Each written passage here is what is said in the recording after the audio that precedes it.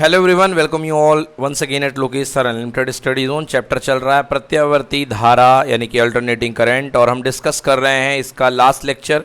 इसके पहले चैप्टर पूरा हो चुका है बच्चों, ठीक ना। और हम अब इसके बचे हुए क्वेश्चंस स्टार्ट कर रहे हैं। तो बच्चों ने बताया कि दिग्दर्शिका, शिवलाल दिग्दर्शिका हमारी क्या हो चुकी है बच्चों, कंप्लीट। अब हम कर रहे हैं क्या, परीक्षा अध्ययन, ठीक है जी। तो परीक्षा अध्ययन में हमारे पास है, अच्छा शिवलाल दिग्दर्शिका के ऑब्जेक्टिव अब करने थे, मैं जो हमेशा करवाता हूँ। पहले पूरा का पूरा चैप्टर कंप्लीट कराता हूँ, फिर लघुत्री, अति लघुत्री, दीर्घुत्री, उसके बाद ऑब्जेक्टिव। ऑब्जेक्टिव में कोई डाउट है क्या? कर लिए पूरे, नहीं करे? अरे करने थे भाई, चलो कोई बात नहीं, अभी इसके बाद कर लेना, आज ही कर लेना, है ना। आज आपको समय दिया जाएगा, आज कर लीजिएगा।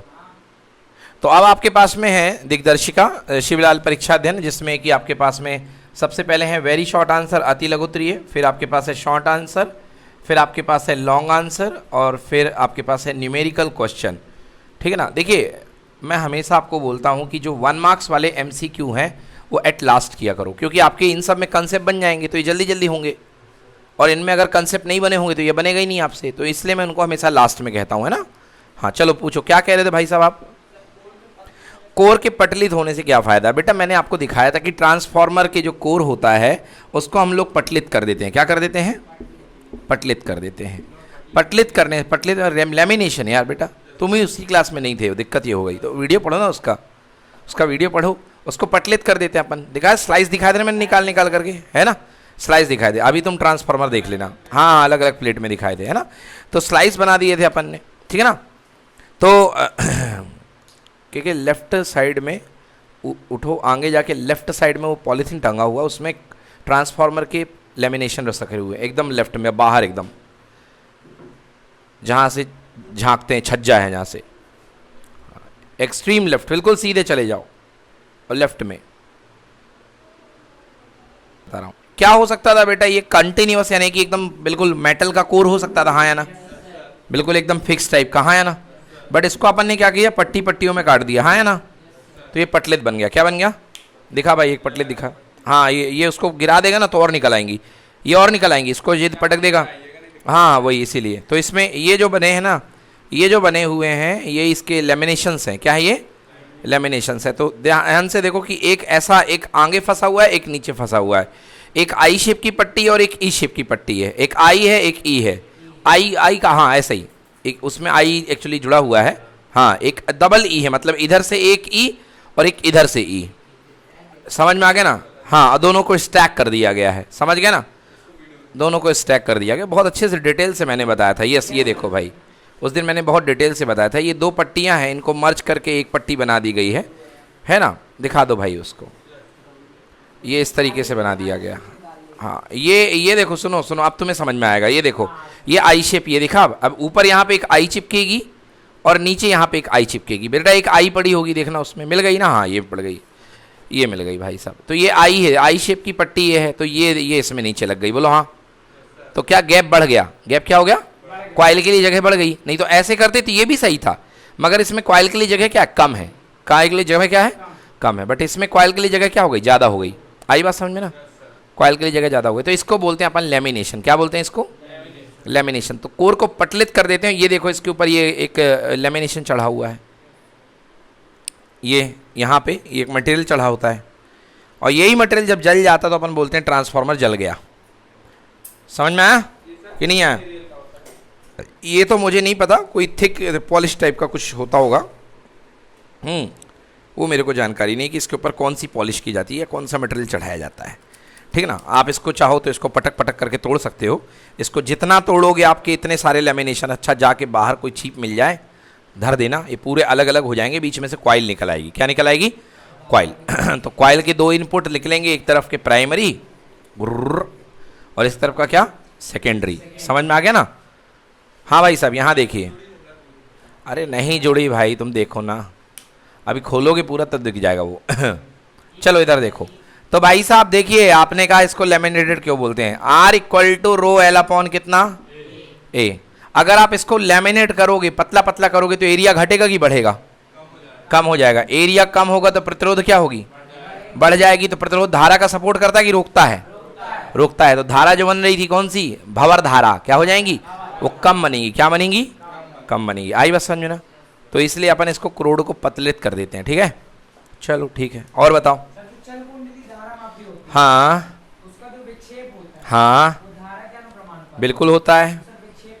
विक्षेप मतलब थीटा, पढ़ाया भी था, थीटा प्रोपोर्शनल टू आई। तो आई बराबर कितना, जी थीटा, बोलो हाँ या ना। आई बराबर के थीटा, हाँ या ना। के बराबर के जी अपॉन एन बी ए, याद आया। हाँ ऐसा कुछ आया था, इंटू थीटा, याद है। जी बराबर गैल्वेनोमीटर का रेजिस्टेंस था, उसको जी बोलते थे अपन, ठीक है ना। तो ऐसा कुछ डेरिवेशन अपन ने पढ़ाया था, ठीक है ना। ज़्यादा बाकी आप पिछले वाले चैप्टर में देख लो। तो इसको थीटा को बोलते हैं अपन विक्षेप, विक्षेप मापी का विक्षेप, ठीक है ना। और बताओ भाई कौन सा क्वेश्चन है। हाँ भाई बिल्कुल सही क्वेश्चन है, ये पहले भी मैंने बताया। विद्युत अपघटन के लिए भाई साहब एक चाहिए आपको कैथोड और एक चाहिए आपको एनोड, बोलो हाँ या ना। आधे चक्र में ये नेगेटिव और ये, और दूसरे चक्र में ये फिर नेगेटिव और ये। तो जो आयन यहाँ से चलेंगे लौट करके वापस क्या जाएंगे, वापस आ जाएंगे, हाँ या ना। तो खेल खत्म, सबको जीरो रिजल्ट, हाँ या ना। इसलिए प्रत्यावर्ती धारा पर कोई भी रासायनिक प्रभाव काम, चुंबकीय प्रभाव काम, केवल एक ही प्रभाव है, ऊष्मीय प्रभाव। कौन सा प्रभाव है, ऊष्मीय प्रभाव, ठीक है ना। विद्युत लेपन क्या होता है भाई, इस चैप्टर में विद्युत लेपन कहाँ से आ गया यार। हाँ यहाँ से कहाँ आ गया विद्युत लेपन, ये तो 10वीं क्लास का क्वेश्चन है। आ जाओ फिर भी देख लो विद्युत लेपन का काम। बेटा विद्युत लेपन में क्या करते हैं बेटा, जिसके ऊपर अपन को लेप चढ़ाना होता है उसको अपन कैथोड के ऊपर रखते हैं। किसके ऊपर रखते हैं, कैथोड के ऊपर, समझ गए ना। जिसके ऊपर अपन को लेपन चढ़ाना होता है उसके ऊपर क्या लिखते हैं, कैथोड और एनोड। और यहाँ पे, हाँ, और यहाँ पे जिस पदार्थ का लेपन चढ़ाना होता है उसको एनोड के ऊपर बोलते हैं। किसके ऊपर रखते हैं, एनोड के, समझ गए ना। जैसे मान लो जिंक की अपन को लेयर चढ़ानी है लोहे के ऊपर, आया समझ में ना। तो यहाँ पर एनोड में रख दिया अपन ने जिंक का कोई मिश्रण और यहाँ पे रख दिया अपन ने आयरन। क्या रख दिया अपन ने, तो एक का एनोड बना दिया, एक का कैथोड बना दिया, हाँ या ना। अब क्या होगा, जैसे और इसके अंदर और इसके अंदर एक वो रहेगा, क्या बोलते हैं उसको, विद्युत अपघट्ट। क्या बोलते हैं, विद्युत अपघट्ट किसका रहेगा, इसी के एनोड के मटेरियल का, इसी के एनोड के मटेरियल का। जैसे आपको मान लो यहाँ पे जिंक चढ़ाना है तो ये जिंक की अधातु है, जिंक का धातु मिश्रण है, और यहाँ पर ये रहेगा जिंक सल्फेट। क्या रहेगा, जिंक सल्फेट, समझ में आया। तो क्या होगा, जैसे आप आयनाइजेशन शुरू करोगे, ये है प्लस, ये क्या है माइनस, तो यहाँ वाला जिंक सल्फेट का Zn+2 और SO4 -2, जिंक प्लस और सल्फेट माइनस। जिंक किसके पास जाएगा, माइनस के पास। किसके पास जाएगा, तो यहाँ का जो जिंक निकल गएगा कि पूरा का पूरा इसके ऊपर डिपॉजिट हो जाएगा, बोलो हाँ या ना। और इस आयन के अंदर जितनी कमी आएगी वो वाला जिंक इससे निकल करके, मिश्रण से निकल करके इस विलयन के अंदर आ जाएगा, इस विलयन के।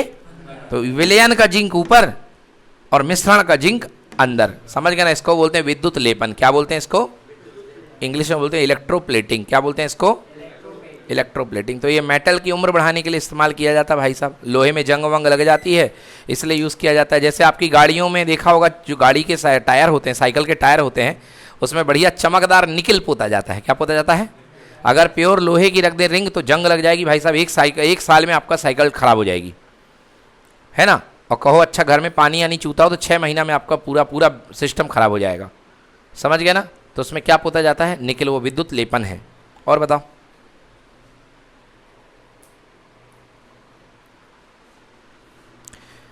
हाँ भाई, तो अति लघुत्तरी देख लो बस सबसे पहले, वेरी शॉर्ट आंसर है ना, हो गए पूरे।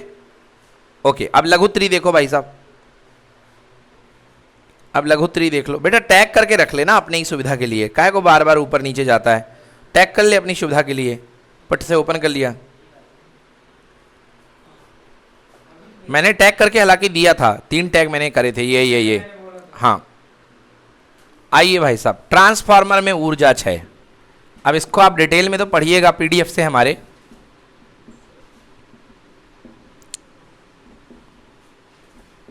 भैया ट्रांसफार्मर में ऊर्जा क्षय मेनली 2 प्रकार का होता है। एक होता है लौह ह्रास, क्या होता है, और एक होता है ताम्र ह्रास। ताम्र ह्रास। इसे इंग्लिश में बोलते हैं आयरन लॉस। क्या बोलते हैं इसे? और दूसरा इसे बोलते हैं कॉपर लॉस। नाम से ही याद आ जाता है कि ये लॉस कहां कहां होते हैं। भैया आयरन का क्या बना होता है? आयरन का कोर बना होता है। क्या बना होता है? कोर, यानी क्रोड, वही लिंब जो देख रहे थे ना अभी, उसी को कोर बोलते हैं। क्या बोलते हैं उसी को? दिखाना, वो मोटा वाला। यस, ये जो दिख रहा है आपको, ये जो कोने कोने में स्ट्रक्चर दिख रही है, समझ गए ना, जिससे मेनली फ्लक्स घूमता है, उसको हम क्या बोलते हैं? कोर। क्या बोलते हैं? कोर। तो भैया दो ही चीजें तो हैं ट्रांसफार्मर में, एक लोहा, ये आजू बाजू वाला, और दूसरी वाइंडिंग। बोलो हाँ। ये लोहा लोहे का है, यानी कोर लोहे का है, और वाइंडिंग काय की है? कॉपर की। वाइंडिंग काय की है? तो दो ही प्रकार के लॉस हैं, एक है आयरन लॉस और एक है क्या? Copper loss. अब आयरन के अंदर होने वाला लॉस आयरन लॉस, और कॉपर के अंदर होने वाला लॉस कॉपर लॉस। अब आओ भैया, आयरन के अंदर कौन कौन से लॉस होते हैं? आयरन के अंदर दो लॉस होते हैं, एक शैथिल्य ह्रास। कौन सा बेटा? शैथिल्य ह्रास।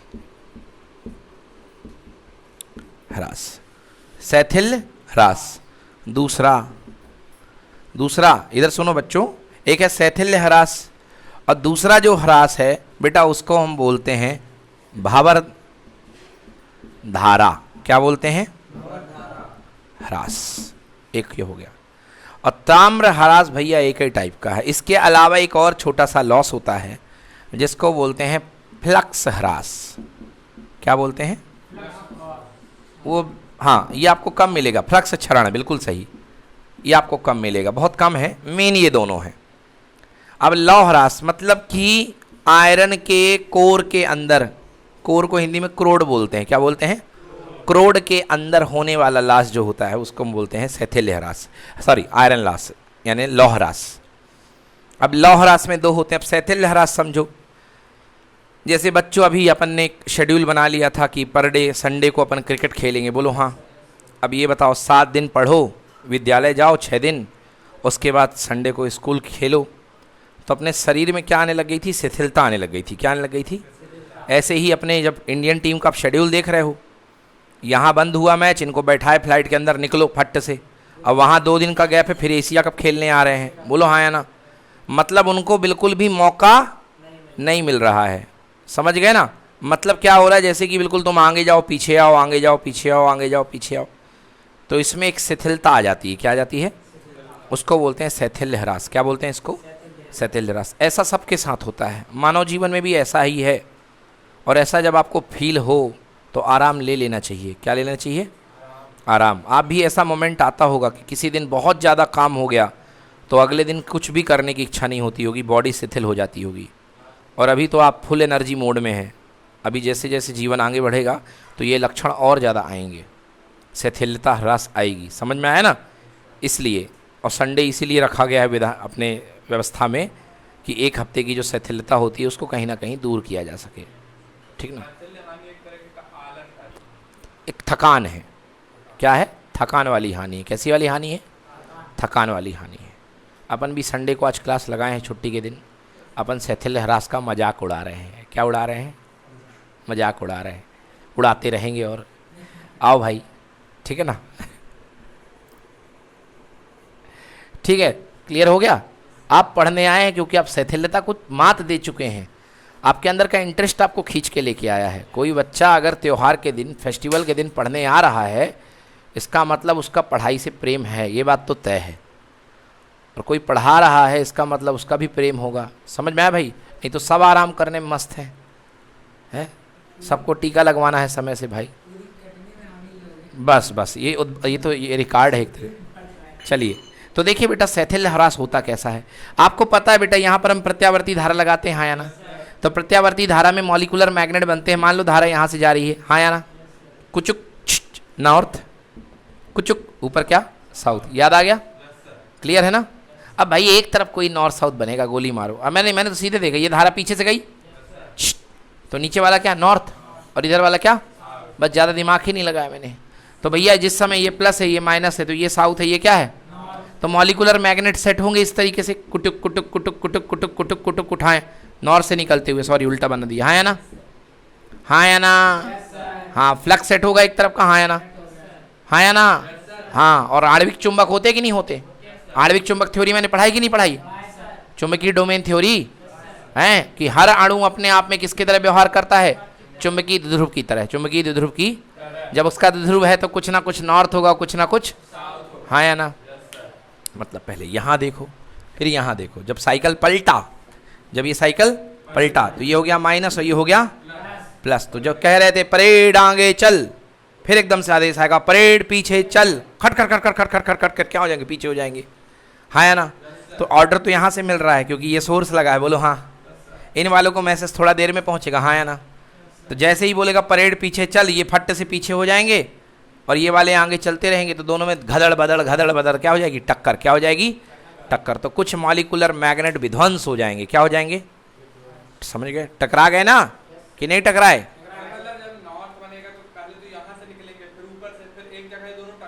हाँ, एक जगह किसी पोजीशन पे जैसे आदेश आएगा कि पीछे चल, समझ गए ना? तो आगे जाते जाते एकदम से पीछे चल आगे आदेश, तो दोनों में क्या हो जाएगी? टक्कर हो जाएगी। तो कुछ मॉलिक्यूलर मैग्नेट क्या हो जाएंगे? खराब हो जाएंगे। समझ में आया? टक्कर होने से वो चलते रहेंगे, वो तो चलेंगे। और इसी के लिए मैंने बताया था चुंबकीय पदार्थों के प्रकार, सुग्राहिता, निग्राहिता, चुंबकशीलता, धारणशीलता। याद आया?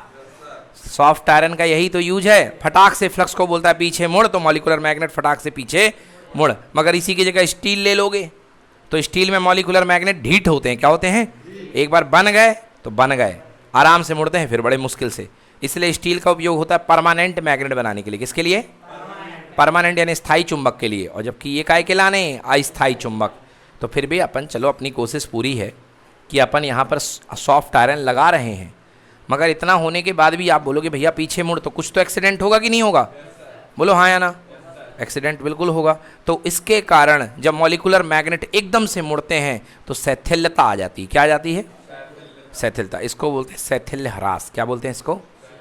शैथिल्य ह्रास। आपने कभी ट्रांसफार्मर के आजू बाजू खड़े हो, गुम की आवाज़ आती है, ऐसी आवाज़ आती है, वो इसी कारण बेटा। हाँ, वो भी आती, उसमें ऐसी आती है, समझ गए ना? ट्रांसफार्मर में हम ऐसी आती है, बेस आता है। ट्रांसफार्मर में क्या आता है? बेस आता है। वही ये चटचटाहट ही तो है ना? चटचटाहट। तो वो हाई वोल्टेज लाइन में चटचटाहट की आवाज़ आती है, वो एक अलग साइंस है, वो मैं बताऊंगा। वो विद्युत विसर्जन है। क्या होता है वो? इतना ज़्यादा वोल्टेज रहता है कि जो कोने होते हैं, कोने में मैंने पढ़ाया था आपको कोरोना डिस्चार्ज, याद आया? पढ़ाया था ना मैंने? हाँ, कोरोना डिस्चार्ज, यस। तो वो बताया था मैंने, कोरोना डिस्चार्ज वो वहाँ पे हुआ करता है। तो भैया ये शैथिल्य ह्रास हो गया, इसको बोलते हैं अपन शैथिल्य ह्रास। क्या बोलते हैं? शैथिल्य ह्रास। समझ में आया बेटा? मतलब फ्लक्स का बार बार आगे जाना पीछे आना, मतलब चुंबकीय आणविक मैग्नेट का बनना बिगड़ना है ना, इसको बोलते हैं चुंबकन विचुंबकन। चुंबकन विचुंबकन है ना? तो इस तरीके से बार बार उनमें लड़ाई होती है, तो उसके कारण शैथिल्य ह्रास। दूसरा देखो, भंवर धारा ह्रास। आप जानते हो कि जब यहाँ से धारा बदलेगी, बोलो हाँ, तो ये बोलेंगी दीदी इतना लंबा घूम के काहे को जाना, अपन को विद्युत वाहक बल सेट करने, अपन को क्लोज पाथ चाहिए, आप अपनी धारा यहीं पर दौड़ाए देते हैं। बोलो हाँ। तो इस प्रकार से बनने वाली धाराओं को क्या बोलते हैं अपन? भंवर धाराएं। वहीं पर उसी जगह पर गोल गोल घूमने लगेंगी। नहीं भाई, अरे भाई देखो ना, देखो कौन घूम रहा है? धारा नहीं जा रही है, फ्लक्स जा रहा है। कौन जा रहा है? फ्लक्स जा रहा है, समझ गए ना? और बदलते हुए फ्लक्स के कारण क्या बनती? धारा। अब ये बताओ कि जब फ्लक्स यहीं से बदलना शुरू हो रहा है तो इस पॉइंट पर भी हर जगह बदलेगा, क्योंकि यहाँ से जो भी फ्लक्स जाएगा वो बदलता हुआ जाएगा कि नहीं जाएगा? यहाँ भी बदलता हुआ जाएगा कि नहीं जाएगा? यहाँ भी बदलता हुआ जाएगा कि नहीं जाएगा? फ्लक्स की जिम्मेदारी क्या है? नॉर्थ से निकले और साउथ में आए, या कहीं भी गोल चक्कर बनाए। क्या बनाए? गोल चक्र, यस, बंद चक्र बनाए। तो यहाँ पर कहते हैं कि भैया यहाँ पर फ्लक्स का कहना है कि फ्लक्स हम तो बदल ही रहे हैं, और बदलता हुआ फ्लक्स क्या जनरेट करता है? विद्युत वाहक बल। तो कहते हैं कि भैया एक काम करो ना, हमको बंद पाथ चाहिए और बंद पाथ हमारे पास उपलब्ध है, तो हम यहीं पर बना देते हैं विद्युत वाहक बल। मतलब एक प्लस और एक माइनस, और प्लस माइनस बन गया तो क्या बन गई? धारा। समझ गए ना? तो बदलता फ्लक्स कहता है कि यहीं पर धारा क्यों ना बना ले, क्योंकि भाई हमें धारा बनानी है ना? तो जिस विद्युत वाहक बल को हमको वहाँ जनरेट करना है, कहाँ? सेकेंडरी कॉइल में। कहाँ जनरेट करना है? उसमें से थोड़ा सा विद्युत वाहक बल यहाँ बन गया, थोड़ा नीचे बन गया, थोड़ा उधर बन गया, थोड़ा इधर। भाई हमें तुमसे धारा बाहर चाहिए, बीच में नहीं चाहिए, क्योंकि बीच में तुम क्या करोगे, हमारे ट्रांसफार्मर को बेवजह गर्म करोगे। क्या करोगे, ट्रांसफार्मर को गर्म करोगे, क्योंकि आई स्क्वायर आर टी, क्योंकि आई स्क्वायर आर टी धारा के वर्ग के समानुपाती होती है ऊष्मा। तो हमें तुम यहाँ पे चाहिए ही नहीं, हमें क्या चाहिए, बाहर चाहिए हो ना। हमें तो तुम्हें सेकेंडरी कॉइल में लेना है कि नहीं लेना, बोलो। हाँ, इस वजह क्लोज पाथ बना ली तो धारा दौड़ जाएगी, छोटी सी करंट, हाँ है ना, स्वादानुसार जितना क्लोज पाथ बना है। काहे को समाप्त हो जाएगी भाई, क्लोज सर्किट मिल रहा ना, ये पूरा घूम करके आएगी ना वो यहाँ से यहाँ तक। भैया इसीलिए तो हमने उसको लैमिनेटेड कर दिया ना, नहीं तो बहुत बड़ा आतंक मचने वाला था। इसीलिए तो लैमिनेट कर दिया ना, नहीं तो सतह ऐसी गर्म हो जाती, लाल बम्ब हो जाता ट्रांसफार्मर, समझ गए, ट्रांसफार्मर एकदम लाल बम्ब हो जाता। आप अपने घर में बना करके कोशिश करेंगे कि लोहे का गिट्टा ले लें और आजू बाजू बांध दें, इतनी भंवर धारा हो जाएगी कि ट्रांसफार्मर एकदम लाल बम्ब हो जाएगा। समझ में आया नहीं है, चलो। हाँ, पानी तो सीधे सीधे ऊष्मी प्रभाव, जो मर्शर रॉड है कुछ नहीं है, सीधा सीधा ऊष्मी प्रभाव है। करंट दिया, वापस करंट लिया, और यही देख लो प्रत्यावर्ती धारा का ऊष्मी प्रभाव, इसलिए पानी गर्म हो जाता। अगर प्रत्यावर्ती धारा ऊष्मी प्रभाव भी ना दिखाती, मतलब पहले साइकिल में पानी गर्म, दूसरे में क्या ठंडा, ऐसा होता नहीं है वैसे। अगर ऐसा होता तो दिक्कत हो जाती अपने सामने, फिर अपन को डीसी से पानी गर्म करना पड़ता। किससे, तो उसके लिए भी फिर ये आता डिब्बी, एडाप्टर, क्या बोलते हो, एडाप्टर। बट ऐसा कुछ नहीं है। चलो भाई साहब, अरे मतलब ऐसा होता कि भैया प्रथम चक्र में ऊष्मा देता और दूसरे चक्र में ऊष्मा ले लेता, मगर ऐसी कोई व्यवस्था नहीं है, क्योंकि प्रतिरोध कहता हम तो देंगे ही देंगे, जो आएगा उसको यूज करके आग बना देंगे, जला देंगे, गर्मी निकाल देंगे, बोलो हाँ या ना।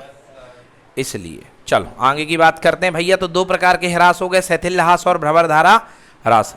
हाँ या ना। शैथिल ह्रास को कम करने का उपाय यही है कि आप इसके अंदर जो मटेरियल लेंगे वो कैसा ले लीजिए, चुंबकशील। कैसा ले लो, चुंबकशील, और उसकी निग्राहिता कम हो। निग्राहिता क्या हो, कम। चुंबकशील एवं कम निग्राही। कैसा निग्राही हो, कम निग्राही, मतलब उसके मिटाने के लिए, दमन करने के लिए कम बल लगाना पड़े। हाँ या ना, बताया था मैंने। अब इसके बाद यह अपना है भंवर धारा ह्रास। क्रोड को पटलित कर दो। क्रोड को क्या कर दो, पर इसके लिए आंसर है क्रोड पतलित कर दो। पटलित पटलित पटलित पटलित, क्रोड को क्या कर दिया, पटलित। तीसरा ताम्रहास। भैया तांबा कहाँ लगता, वाइंडिंग में लगता है कि नहीं लगता, तांबा कहाँ लगता, वाइंडिंग में, बोलो हाँ। और वाइंडिंग में धारा जाएगी, धारा जाएगी, हाँ या ना, तो हीट उत्पन्न होगी, बोलो आई स्क्वायर कितना। भैया एक ही चीज़ अपने हाथ में है, आर का मान क्या कर दो, कम कर दो, हाँ या ना। तो आर का मान कम करने के लिए तांबे के तार का उपयोग करना चाहिए, बोलो हाँ।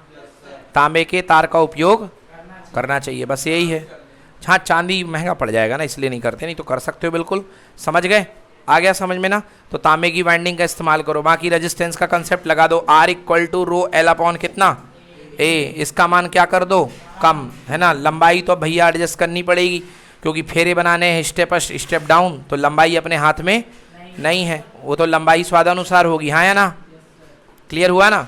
हाँ ये जरूर है भैया, एरिया बढ़ा दो, एरिया बढ़ा दो कि रेजिस्टेंस क्या हो जाएगा, कम। अरे तो धारा बढ़ जाएगी, उल्टा बोल रहे हैं। एरिया घटा दो, पतला तार। कैसा तार, पतला तार। एरिया घट जाएगा तो रेजिस्टेंस क्या हो जाएगा, बढ़ जाएगा, तो धारा क्या हो जाएगी। अरे तो सुनो ना, दोनों बातें, दोनों में लड़ाई हो गई यहाँ पे, देखो आई और आर में, बोलो हाँ या ना। अब भाई आर अगर बढ़ेगा तो धारा क्या होगी, कम होगी। अब दोनों में दर्शन करो, आई की पावर क्या है और आर की पावर क्या है, तो आई जो है 2 अनुपात से बढ़ेगी अगर धारा बढ़ाओगे तो, हाँ या ना, है ना।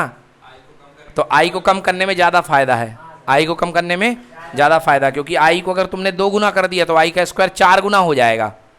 समझ में आया। हाँ, हमने कह दिया ना, फेरों की संख्या में तुम लंबाई पे कुछ खेल नहीं कर सकते हो इसमें, वो स्टेप अप स्टेप डाउन का मामला है बेटा। तो भैया स्टेप कितने भी बन, नहीं नहीं नहीं नहीं, बड़े अरे फेरे नहीं। अरे भाई दोनों तरफ की लिंब सेम होती हैं भाई, दोनों तरफ के बराबर फेरे बने, नहीं उसमें अंतर नहीं होगा, उसमें अंतर नहीं होगा, मगर प्रतिरोध बढ़ जाएगा। प्रतिरोध क्या होगा, क्योंकि तार की लंबाई तो उतनी ही काउंट होगी।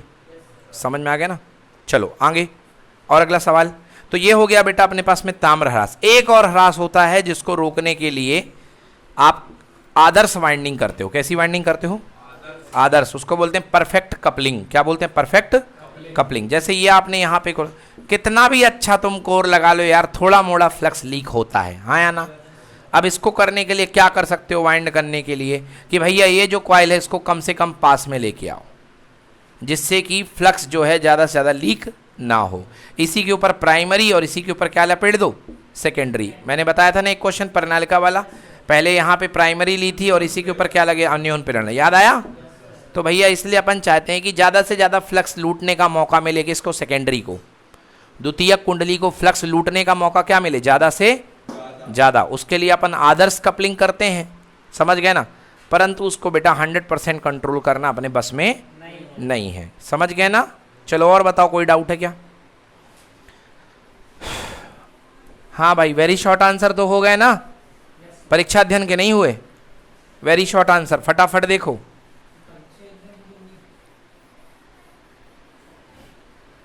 और बताइए भाई, वेरी शॉर्ट आंसर के बाद शॉर्ट आंसर देख लो। हाँ भाई साहब, अरे भैया अंडर रूट LC बोलो। हाँ, अंडर रूट LC का मान पूछा गया है। ओमेगा बराबर 1/√LC बोलो हाँ या ना? ओमेगा की यूनिट होती है रेडियन पर सेकंड। इसको उल्टा ना कर दिया है, LC निकालने के लिए इसको क्या कर दिया है? उल्टा, हाँ या ना? अंडर रूट LC मतलब पलट दो, तो ऊपर आएगा क्या? सेकंड प्रति क्या? रेडियन। भाई साहब लिख लो आंसर, सेकंड पर रेडियन। तो फिर सेकंड में टिक मारो। किस में टिक मारो? सेकंड में। अब मैं आपको सेकंड वाला भी केस बता देता हूँ, देख लो भाई साहब। ओमेगा बराबर 2πf बोलो हाँ या ना? तो 1/√, कितना होता है? LC। F इक्वल टू हो गया 1/2π कितना? LC। ये जो आएगा ये आएगा हर्ट्ज में आएगा। क्या आएगा? और आप सबको पता है कि टाइम पीरियड बराबर 1/ कितना? फ्रिक्वेंसी, हाँ या ना? Time period equal to 1/ frequency. और टाइम पीरियड किस में नापा जाता है? सेकंड में। तो इसको पलट दो, क्योंकि 1/f करोगे तो कितना आएगा? 2π√LC। तो जो एक्चुअली तुम सेकंड में बोल रहे हो वो ये होना चाहिए। क्या होना चाहिए? ये। हाँ भाई, हाँ नियत है, नियत है। हाँ रख सकते हो, कोई दिक्कत नहीं है। मगर अगर ओमेगा की लिहाज से बात की जाए तो रेडियन पर सेकेंड। मगर अब ऑप्शन जो हिसाब के दिख रहे हैं उसमें सेकेंड लगा दो, कोई गलत नहीं है, ठीक है ना?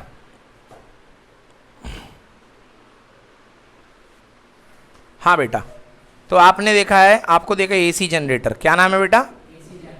AC generator. बेटा इसको AC डायनामो भी कहते हैं।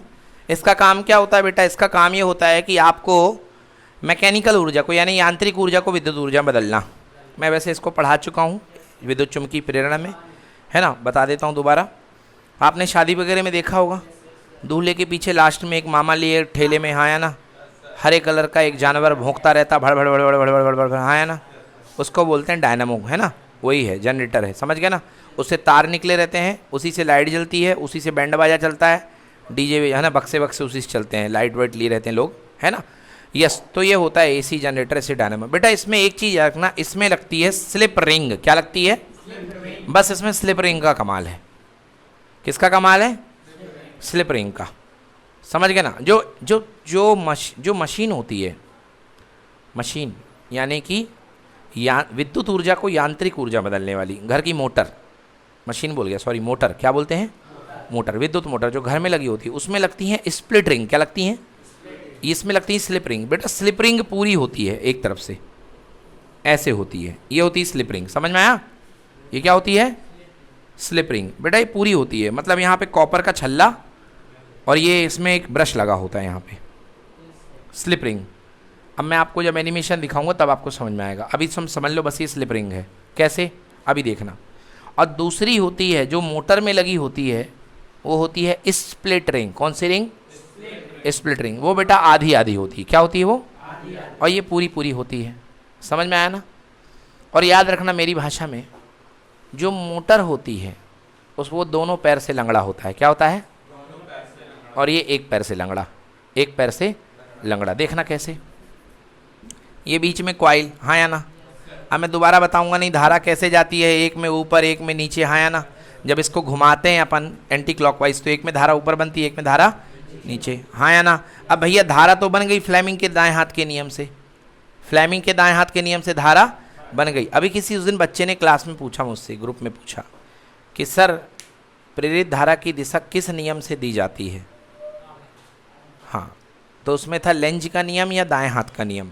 देखो बेटा, दाएं हाथ का नियम आप जो है ना लिमिटेड जगह पे लगा सकते हो, समझ गए ना। लेंज का नियम सबसे बेसिक है। लेंज का नियम क्या है? सबसे बेसिक। अब जैसे ये है, यहाँ पे ये गिर रहा है नॉर्थ, बोलो हाँ है ना। अब ये बताओ, ये नॉर्थ गिरेगा तो ये नॉर्थ का अपोज करने के लिए क्या बनेगा? नॉर्थ, हाँ या ना। तो धारा क्या हो गई? Anti clockwise. कैसी हो गई? समझ में आया कि नहीं आया? तो ये बताओ, ये लेंज का नियम है कि दाएं हाथ का नियम है? ये किसका नियम है?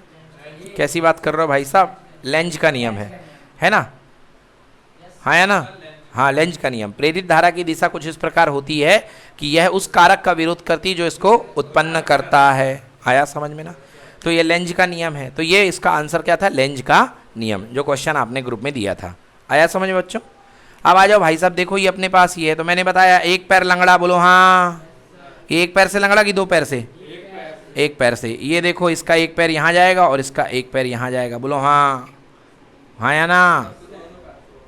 अरे गधे यार, कैसी बात कर रहे हैं यार? एक पैर छोटा एक पैर बड़ा यार, हाँ ऐसी बात तो मत करो यार। हाँ, और यहाँ पर क्या लगेगा? रजिस्टेंस। क्या लगेगा? रजिस्टेंस, जिस पे अपन को बल्ब जलाना है, हाँ या ना, जिसके अपन को बल्ब जलाना है। क्लियर हुआ? अब इसके बाद भैया मैंने बताया था कि पहले चक्र में धारा एक तरफ जाती है, दूसरे चक्र में दूसरी तरफ जाती है। तो पहले प्लस, फिर ये माइनस। पहले ये वाला टर्मिनल प्लस बनेगा, फिर क्या बनेगा? ये। फिर दूसरा चक्र आएगा तो ये माइनस और ये, और इसके क्रॉस में आपको बल्ब जलेगा, धारा मिल जाएगी, हाँ या ना। अब जितने फ्रिक्वेंसी से कॉइल घूमेगी उतने फ्रिक्वेंसी का विद्युत वाहक बल बनेगा, हाँ या ना। क्योंकि मैंने विद्युत वाहक बल का डेरिवेशन कराया था, ई नॉट साइन ओमेगा टी, याद है? विद्युत वाहक बल का अपन ने डेरिवेशन कराया था। अब आपके पास ये जो डायग्राम लिखा है, ये जो मैं कह रहा हूँ ना, एक पैर से लंगड़ा दो पैर से लंगड़ा, आप ये डायग्राम को देखिए तो आपको पूरा पूरा ये समझ में आ जाएगा कि कैसे होना। ये देख लो भाई, ये देखो, ये कॉइल है, नॉर्थ साउथ मैग्नेट है, ये दो लंगड़े पैर हैं, एक बड़ा है एक छोटा है, और इधर से आ रहा है वो एक्सल आ रहा है, और वो घूमेगा तो इस पे टच होगा, ओके। और इसके बाद ये क्या बनेगी? धारा बनेगी इस पे। समझ में आया? फाइनली इस तरीके से ये धारा आपकी बन जाएगी। देख लो भाई, हाँ तो फ्रिक्वेंसी आवृत्ति भी दोगुनी हो जाएगी। मैंने डेरिवेशन कराया था ना, तीव्रता दोगुनी कर दोगे। लो पकड़ो इसको, हाँ याद करो, जब मैंने डेरिवेशन कराया था तो मैंने बताया था E बराबर, बेटा इधर ध्यान दो, E बराबर D phi by D T, याद है? E बराबर D phi by D T that is equal to D by D T, और यहाँ पर आया था phi equal to be in to A cos theta, याद आया? और भैया कॉस थीटा मतलब ओमेगा टी, हाँ या ना। D by D T, B बाहर हो गया था क्योंकि बी कांस्टेंट है, ए कांस्टेंट है, केवल किस पे खेले थे हम? कॉस ओमेगा टी पे, हाँ या ना। अब भैया ये कह रहे हैं कि सर अगर घुमाने की तीव्रता दोगुनी कर दी जाए, मतलब ओमेगा को क्या कर दो? 2 ओमेगा। क्या कर दोगे? तो भैया जो फर्क आप यहाँ डालोगे वही फर्क बनने वाली धारा की आवृत्ति पे दिखेगा। अगर इधर तेज घुमाओगे तो आवृत्ति भी क्या हो जाएगी? डबल। क्या हो जाएगी? इधर तेज से अगर घूमेगा सर्किट, ये वाला आपका कॉइल, तो इधर जो बनने वाली धारा की आवृत्ति है, जिसको सॉल्व करने पर याद होगा, बी ए ओमेगा साइन ओमेगा टी, याद आया? कॉस का माइनस साइन, हाँ या ना। लेंज के नियम से जो माइनस था, ये वाला माइनस और ये वाला माइनस क्या हो गए थे? एन फेरों के लिए हो गया एन बी ए ओमेगा साइन ओमेगा टी, बोलो हाँ या ना। और इसको क्या बोलते थे अपन? E zero. क्या बोलते थे? ई नॉट साइन ओमेगा टी, हाँ या ना। बस बन गया था। तो यही तो, इसी तरीके से तो प्रत्यावर्ती धारा बनी थी, हाँ या ना। ये प्रत्यावर्ती धारा साइन को फॉलो करती हुई बनी थी ना। चलिए नोट कर लीजिए। तो ये हो गया विद्युत जनरेटर। अब जल्दी से एक काम करो बेटा, विद्युत जनरेटर की पूरी थ्योरी फटाफट पढ़ो, कोई लाइन समझ में नहीं आ रही पूछो मुझसे।